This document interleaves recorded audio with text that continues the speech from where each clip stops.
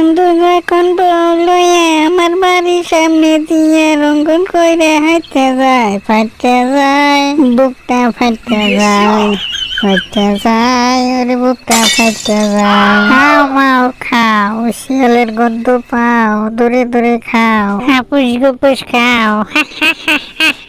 আরে এটা কে? এটা দেখছি একটা শিয়াল।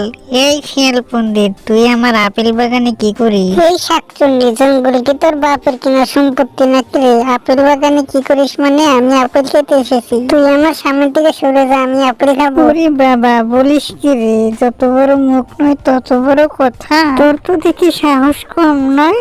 দেখ বেটা, তোকে মজা দেখাই। দুষ্ট শাকচুন্নি তার শিয়াল পণ্ডিতকে আহত করে ফেললো। শিয়ালটাকে আহত করে পেতনিটা সেখান থেকে চলে গেল। শিয়ালটা রক্তাক্ত অবস্থায় ওখানে পড়ে রইল এবং কিছুক্ষণ পরে শিয়ালের বন্ধু শকুনি তার কাছে চলে এলো। হায় হায়, কি সর্বনাশ হয়েছে রে আমার বন্ধুরে, কি অবস্থা করেছে রে। এদিকে তো শাকচুন্নিটাকে আসতে দেখলাম, মনে হয় শাকচুন্নিটাই আমার বন্ধুর এই অবস্থা করেছে। এখনই তাড়াতাড়ি কিছু একটা করতে হবে। এই বলে শকুনি সেখান থেকে উড়াল দিল। ওখান থেকে শকুনি তাড়াতাড়ি ওজার কাছে চলে যাওয়ার জন্য রওনা হলো। অনেকক্ষণ যাবৎ দৌড়ার পরে শকুনি শেষমেশ ওজার কাছে এসে পৌঁছে গেল। সাধু বাবা, সাধু বাবা, সর্বনাশ হয়ে গেছে সাধু বাবা, দয়া করুন সাধু বাবা। কি হয়েছে রে পাগলা, এত হাবাসিস কেন? তুই আগে একটু বিশ্রাম করে নে। আরে সাধু বাবা, আমার যে একটু সময় নেই, আমার এখনই যেতে হবে। আমার শিয়াল বন্ধু যে মহা বিপদে সাধু বাবা, এখনই তাকে বাঁচাতে হবে। আপনি আমার সাথে চলুন তাড়াতাড়ি। আরে পাগলা, তুই কি বলছিস রে? তোর শিয়াল বন্ধুর আবার কি হলো রে? কালকেও তো আমার বোন থেকে মুরগি চুরি করলো। শাকচুন্নিটা আমার শিয়াল বন্ধুকে অনেক গুরুতর আহত করেছে। এখনই চলুন সাধু বাবা, বেশি দেরি করা যাবে না। হ্যাঁ, তাই তো মনে হচ্ছে। চল তাহলে দেরি না করে তাড়াতাড়ি বেরিয়ে পড়ি।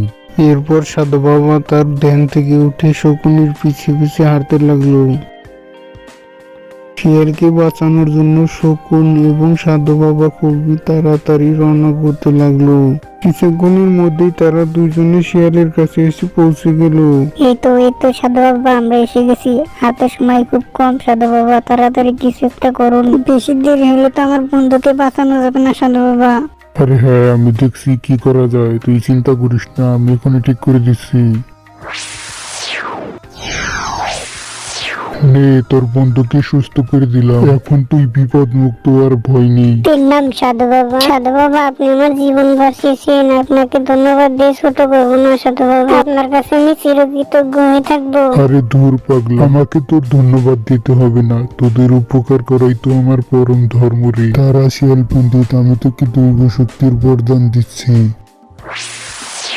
নে, আজ থেকে তুই এই জঙ্গলের সবচেয়ে শক্তিশালী প্রাণী। নে শিয়াল পণ্ডিত, আজ থেকে তুই হাত দিয়ে ইশারা করে যাই বলবি তাই হয়ে যাবে। তোকে আর শাকচুন্নি এসে জ্বালাতন করতে পারবে না। ধন্যবাদ সাধু বাবা। সাধু বাবা, এখন তো আপনার পায়ে আমার পায়ে লুটিয়ে পড়ার ইচ্ছে করতেছে। সাধু বাবা, আমি সারা জীবন আপনার গোলাম হয়ে থাকবো। সেটার প্রয়োজন হবে না রে শিয়াল পণ্ডিত, তুই বলেছিস এতেই আমি খুশি হয়েছি রে। তুই নিজের খেয়াল রাখিস, আমি চললাম রে। এই বলে সাধু বাবা সেখান থেকে চলে গেল। আরে সাধু বাবা আমাকে কেমন শক্তি দিল, একটু পরীক্ষা করে দেখি তো। আমি আপেল গাছটা আগুন ধরে দিই। আরে কি চমৎকার, আমি তো শক্তিশালী হয়ে গেছি। গাছটা তো পুড়ে যাবে, এবার আগুনটা নিভিয়ে দিই।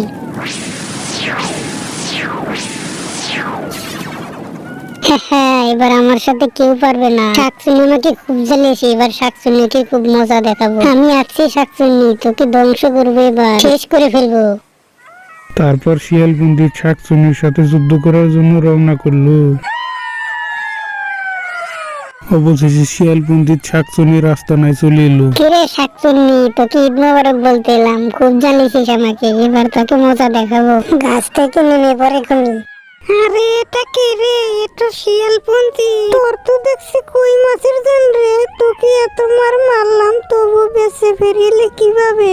আমি বেঁচে ফিরে এলাম কিভাবে সেটা তোকে পরে বলছি, তোকে আগে মজা দেখিনি। তোর এত বড় সাহস, তুই সাধারণ একটা শিয়াল হয়ে আমার উপরে আক্রমণ করলি। তোকে তো এর শাস্তি পেতেই হবে। জরা, তোকে দেখাচ্ছি মজা। আগের বার তো ভাগ্য ভালো ছিল বলে বেঁচে গিয়েছিলি, এবার তো জিন্দা গেড়ে ফেলবো তোকে।